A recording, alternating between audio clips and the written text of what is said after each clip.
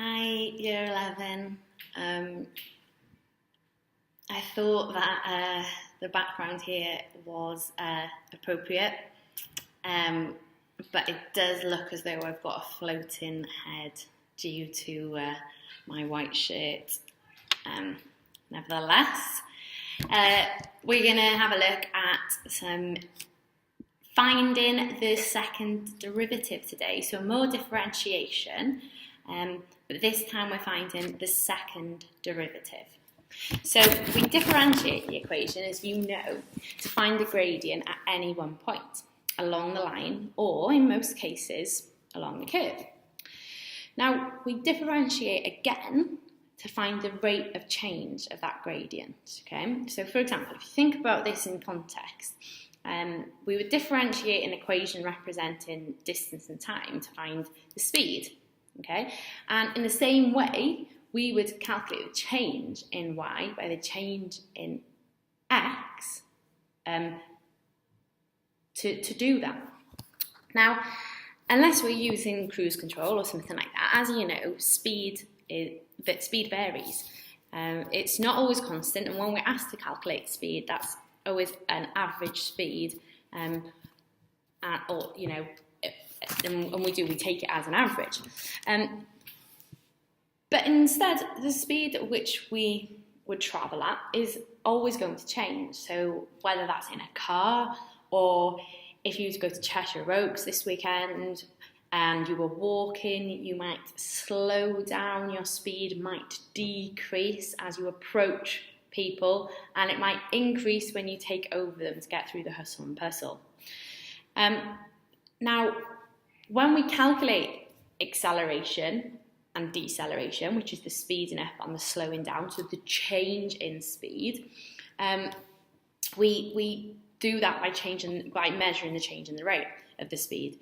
Now, on a graph showing speed, so showing velocity, this means finding the gradient at a certain point. And we do that if it's a graph by drawing on a triangle, but if we're just given an equation, then that would just mean differentiating. Now, to find the acceleration then, we would find the second derivative of the equation.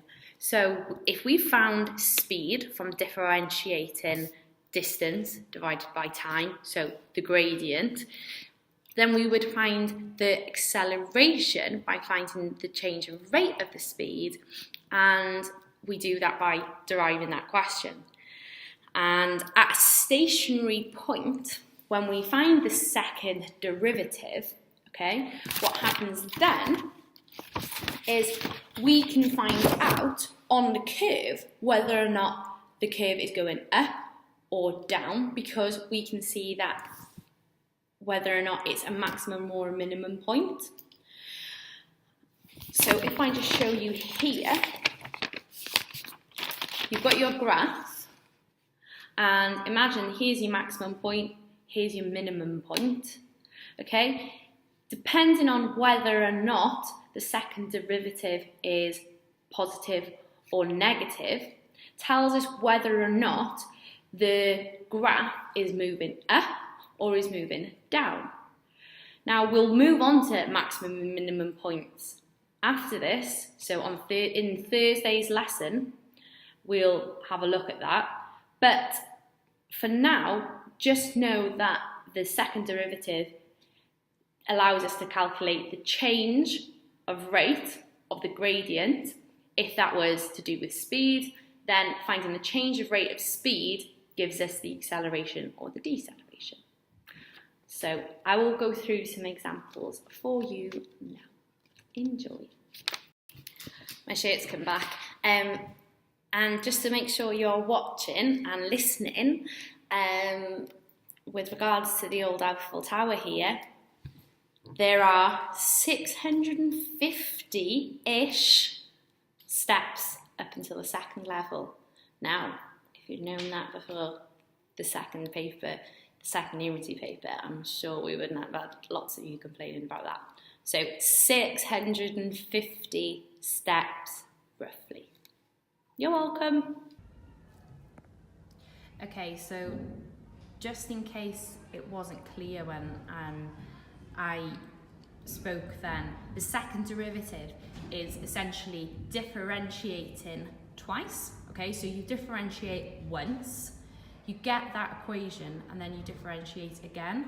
So, for example, to find the second derivative of 5x cubed plus 2x to the power of 4 plus 6x squared, you would do dy over dx, which is 3 times 5, 15, x to the power of, take 1 away, which is 2, plus 4 times 2, which is 8, x, take 1 away, which is 3, plus 2 times 6, which is 12, x, take 1 away, which is just 1, so it remains the same. Now the second derivative of that is d squared y over dx squared. So we just differentiate this again.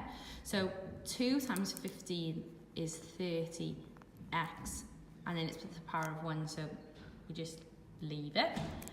Plus 3 times 8 is 24, x to the power of, take 1 away, which is 2, and then 12x. When there's not an indice with the x, just get rid of the x, plus 12. And there's our second derivative. Okay, for the next one, dy dx equals half times 4, which is 2x. Half take away a whole is minus a half, plus 3 times 3, which is 9x squared, and then plus 2x, so we just get rid of the x, which is 2. Now to find the second derivative of that, okay, so that's how you write it as well. It's d squared y dx squared. So first squared goes in between d and y, and the second after dx. Okay, and now we just need to differentiate this one. So minus a half times 2 is minus 1, because minus a half, half of 2 is 1, and it's minus. Don't forget the minus. Minus 1x, minus a half, take away another half, is minus 1.5, or minus 1.5, plus 2 times 9 is 18x. We don't have to write that, and if we differentiate 2, it goes away completely, so there's nothing left. We could just write this as x to the power of minus 1.5 plus 18x. Okay, I hope that's clear for you. And just to make sure you're paying attention right till the end, a little maths Christmas joke for you. What do you get when you cross a pack of polos with 3.14159? Mince pie.